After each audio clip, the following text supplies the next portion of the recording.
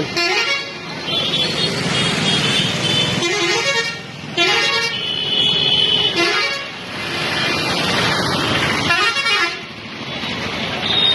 నాయకత్వం కేఎస్ షానవాజ్ గారి నాయకత్వం కేఎస్ షానవాజ్ గారి నాయకత్వం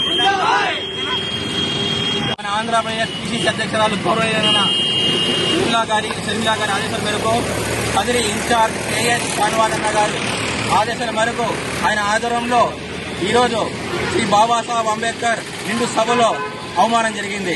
ఇదే అమిత్ షా 2022 ఎలక్షన్ లో నేను అంబేద్కర్ శిష్యుణ్ణి, నేను అంబేద్కర్ అబాధినని చెప్పి కోపం గడిపినాడు. ఆ తర్వాత అదే అంబేద్కర్ ని ఈరోజు అనుచిత మాటలు మాట్లాడడం ఎంత మాత్రం తగ్గదు. వెంటనే అమిత్ షా ఇప్పటికైనా బుద్ధి తెచ్చుకో, నువ్వు వెంటనే రాజీనామా చేసి ఆ మహాన్ భావుడి పాదాల దగ్గర నీ రాజీనామా లెటర్ పెట్టి క్షమాపణ అడుగు. నీకు ఫ్యూచర్ లో పుట్టగతులు ఉంటాయి. లేకపోతే ఇదే మాదిరి ప్రవర్తిస్తే రాబోయే తరాలకి నువ్వు ఒక నీచుడు అవుతావు. ఇప్పటికైనా బుద్ధి తెచ్చుకొని ఆ బాబాసాహెబ్ అంబేద్కర్ గారిని క్షమాపణ కోరి కోరాలని మేము కోరుకుంటున్నాం. అదే విధంగా నువ్వు ఒక క్షమాపణ కోరకపోతే రాబోయే తరాలకి నువ్వు ఒక నీచుడిపోతావని నేను తెలుసు. జై బాబాసాహెబ్ అంబేద్కర్.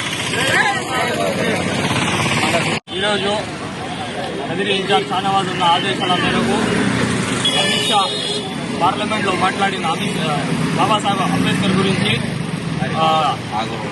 మాట్లాడిన వ్యాఖ్యలు ఈ క్షమాపణ అడగాలని కోరుకుంటున్నాము.